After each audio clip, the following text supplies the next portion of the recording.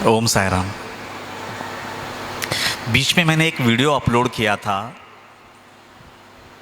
अंदरूनी समाधि मंदिर की सारी गहराई रखी थी, जिसमें मैंने सूर्य मार्ग और चंद्र मार्ग के बारे में बताया था। कितने लोगों ने वो वीडियो देखा है? सूर्य मार्ग किसको कहते हैं, चंद्र मार्ग किसको कहते हैं? तो मेहरबानी करके ऐसे वीडियोस को है ना मिस मत कीजिए। मेरी क्या भावना है मालूम है? जो लोग मुझे सुन रहे हैं, मेरी तड़प ये है कि वो लोग हमेशा सूर्य मार्ग की तरफ ही जाए। चंद्र मार्ग आप लोगों के लिए नहीं हो सकता, क्योंकि आप मुझे सुन रहे हैं। बड़े भाग्य से ऐसा सत्संग सुनने का अवसर मिलता है, तो अपने जीवन में कभी चंद्र मार्ग को स्थान मत देना, सूर्य मार्ग पे ही चलना और एक दिन 3 रातों की समाधि तक पहुंचना। 3 रातों की समाधि सूर्य मार्ग से चल करके ही प्राप्त किया जा सकता है, चंद्र मार्ग वालों के लिए नहीं है। चंद्र मार्ग वाले मैक्स टू मैक्स मैं आत्मा हूं यहां तक पहुंच सकते हैं, पूर्ण ब्रह्म तक नहीं पहुंच सकते हैं चंद्र मार्ग पे चलने वाले। तो शिरडी के समाधि मंदिर में मालूम है ना, एक जगह चंद्र है, एक जगह सूर्य है। बाबा के दाहिनी ओर सूर्य है और बाएं ओर चंद्रमा है और बीच में ओमकार है। एक मिनट देखिएगा, तस्वीर देख रहे हैं? आपके लेफ्ट में सूर्य है और आपके राइट में जो है वो चंद्रमार्ग है, बीच में ओमकार है। अच्छा, इसका मतलब क्या है ये मैंने बताया था। एक सत्संग में इसकी क्लैरिटी दी है, तो प्लीज इसको आप देख लीजिएगा अच्छे से। सूर्य मार्ग जो है वो स्ट्रगल वाला है, अपनी गलतियों को देख करके अपने अज्ञान से जो लड़ता है 24/7, वो सूर्य मार्ग पे जाता है। और अपनी गलतियों पे बिना काम किए हुए जो डायरेक्टली समर्पण कर देता है अपने आप को, वो चंद्र मार्ग का अधिकारी है। शीतलता है उसमें, उसमें कोई संघर्ष नहीं है, उसमें कोई ताप नहीं है। तो बाबा दोनों के लिए तैयार है, चंद्र मार्ग के लिए भी तैयार है और सूर्य मार्ग के लिए भी तैयार है। लेकिन एक सच्चा सदगुरु है ना, अपने शिष्य को सूर्य मार्ग से ही ले जाना चाहता है, क्योंकि वो जितना पूर्ण है उतना ही पूर्णता अपने शिष्य में उंडेलना चाहता है। ये उनकी हृदय की विशालता है। तो ये ऐसे ही नहीं है, ये सब चीजें अर्थ है उसका।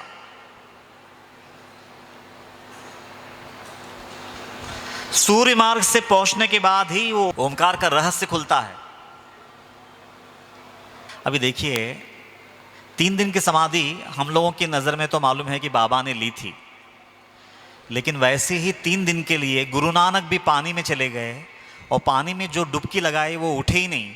और 3 रातें बीतने के बाद आते हैं। असल में जब वो स्नान करने के लिए डूबते हैं तो ऊपर उठते ही नहीं हैं, तो मर्दाना जाकर के पूरा छानता है, मतलब नदी में मिलते ही नहीं है गुरु नानक। गांव वालों को लेके आते हैं, बड़े बड़े तैराक आते हैं, छलांग लगाते हैं, डेड बॉडी ढूंढने का प्रयास करते हैं, मिलता नहीं।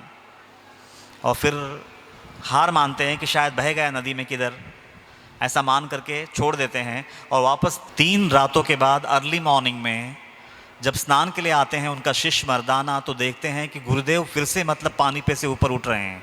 और जैसे वो सामने चल के आते हैं तो उनके मुख से पहला वचन ये निकलता है, जो जपजी साहब का ये शुरुआत है, इतना सा। और इसीलिए 3 दिन की समाधि से बाहर निकल के आने के बाद उन्होंने वो वचन निकाला, इसलिए इसका बहुत गहरा मीनिंग है,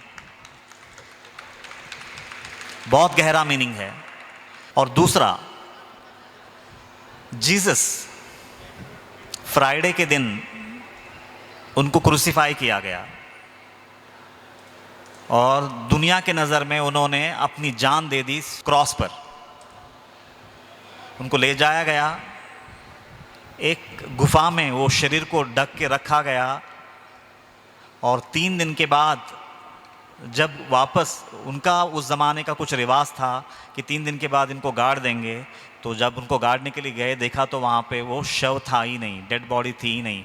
और कुछ शिष्यों के सामने से जीसस उठे 3 दिन के बाद, 2 या 3 शिष्य थे उनके सामने से, उनको बोले यहीं रुको, और वो बाहर निकल गए और फिर वापस दिखाई नहीं दिए।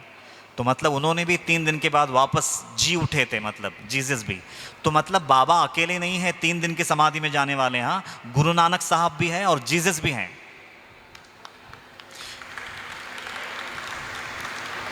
तो ये लीलाएं हमको ये बता रही है कि अगर उनकी जितनी साधना अगर आपकी भी हुई, मेरी भी हुई, तो एक दिन हम भी उस अनुभव को उपलब्ध हो सकते हैं। ये बात याद रखना, वो केवल उनके लिए नहीं है। एक दिन वो अवस्था, एक दिन हम लोग भी उस अनुभव से गुजर सकते हैं, बशर्ते अगर हमारी साधना सही डायरेक्शन में हो रही हो। तो क्या हो गया, लोगों को लगता है कि नहीं एक अवतार ही है तो कर सकते हैं। आपके नज़र में अवतार का मतलब क्या है? जैसे हमको भगवत गीता का एक श्लोक है, यदा यदा हि धर्मस्य ग्लानिर्भवति भारत अभ्युत्थानमधर्मस्य तदात्मानां सृजाम्यहम् परित्राणाय साधूनां विनाशाय च दुष्कृतां धर्म संस्थापनार्थाय संभवामि युगे युगे। बोलते हैं कि जब जब भी धर्म की हानि होगी और जब जब अधर्म फैलेगा, तो अधर्म के नाश के लिए और धर्म के संस्थापना के लिए मैं बार बार अवतार लेता हूं। तो इसका मायना क्या लेते हैं आप लोग? सारा संसार को अगर आप पूछेंगे तो क्या आंसर मिलेगा मालूम है? कि नहीं, परमात्मा ने बोला है कि जब भी ये पृथ्वी पे अधर्म बढ़ेगा तब तब मैं आऊंगा उनका विनाश के लिए। इसका अर्थ यही है। अच्छा, अगर ये अर्थ है तो सबसे पहले तो कठपुतली बना करके ये जग बनाया, मन नाम का एक वैश्य हमारे हृदय में छुपा के रखा और हमसे गलत काम करवाया, वही परमात्मा। और वापस वही जब ये अधर्म बढ़ेगा तो वो आएगा और फिर मतलब हम लोग कठपुतली है क्या कि वो आएगा फिर से सब ठीक कर देगा? और अगर ये सच है कि वही आएगा, मतलब ये अधर्म जब जब भी बढ़ेगा मैं आऊंगा, ऐसा बोल रहे हैं। और अगर वाकई में ये वचन को अगर आप वैसा ही लेते हैं तो इसका मतलब तो दादागिरी हो गई परमात्मा की, नहीं है? कि माया छोड़ दिया है इंसान के पीछे, वो गलत कर्म करेगा ही, गलत कर्म करेगा और जब वो बढ़ जाएगा तो मैं ही आऊंगा फिर तुमको सजा दे करके मैं वापस इसको सुस्थिर कर दूंगा। नहीं, ये मतलब नहीं है। वो परमात्मा ही नहीं आते हैं।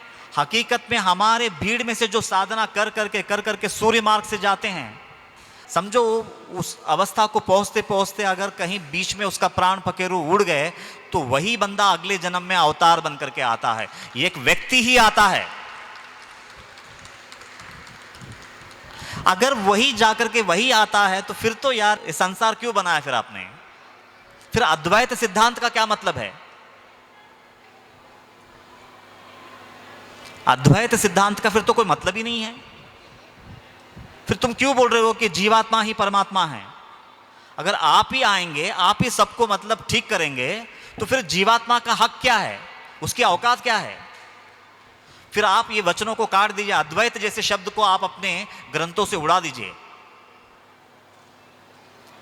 अद्वैत का मतलब ही यह है कि हे जीवात्मा, अगर तू सही दिशा में अगर तेरी यात्रा हो, सही दिशा में अगर तेरी उपासना हो, सही दिशा में अगर तेरी साधना हो, तो एक दिन तू भी पूर्ण ब्रह्म बनेगा और तू भी अवतार लेकर के संसार में आ सकेगा। ये इसका मतलब है। लेकिन वही परमात्मा वही आएगा, वही ठीक करेगा, फिर चला जाएगा, फिर जब अधर्म बढ़ेगा तो वही आएगा। भगवान इतने छिछोरे नहीं हो सकते हैं, इतने हल्के नहीं हो सकते हैं। वो परमात्मा है, उनका हृदय विशाल है। वो जितने पूर्ण है उतना ही पूर्ण तुमको देखना चाहते हैं, हर जीवात्मा को देखना चाहते हैं। तो अवतार का ये फिलॉसफी को भी अच्छे से समझ लीजिए। हाँ, हम लोगों को यही सिखाया गया कि वही आता है। नहीं भैया, तुम में से ही एक आदमी पूर्णता को जाता है और वो आता है वापस। तो महिमा है इंसान होने का। 84 लाख योनियों में इंसान का जन्म श्रेष्ठ है बोलते हैं ना, इस वजह से श्रेष्ठ है क्योंकि वो पूर्णता को उपलब्ध करने की पूरी संभावना के साथ आया है। क्लियर है?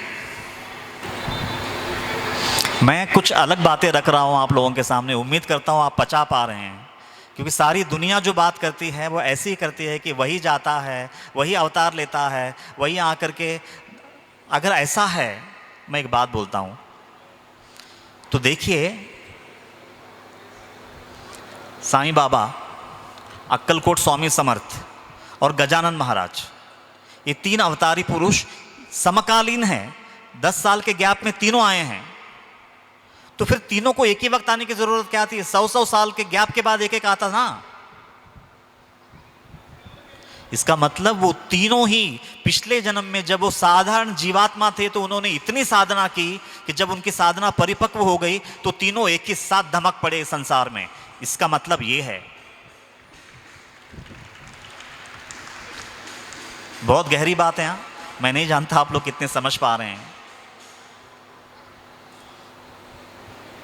मुझे सिर्फ इतना ही बोलना है कि वो वचन को हम लोगों ने बहुत गलत ढंग से ले लिया। यदा यदा ही धर्मस्य ग्लानिर्भवति भारत। हकीकत में एक जीवात्मा ही जब अपनी संपूर्णता के लिए सूर्य मार्ग से निकल पड़ता है तो वही व्यक्ति पूर्णता को उपलब्ध होने के बाद वही व्यक्ति अवतार बनकर के संसार में आता है। एक साधारण व्यक्ति पूर्ण होकर के अवतार बनकर के संसार में आता है। मुझे ये बोलना है। और अगर वैसा है सच्चाई तो ही उसकी महिमा है, सो ही उसका बड़प्पन है, तो ही हम मानेंगे कि उसका हृदय इतना विशाल है। इसीलिए वो परमात्मा है। बहुत गहरा टॉक है। हाँ,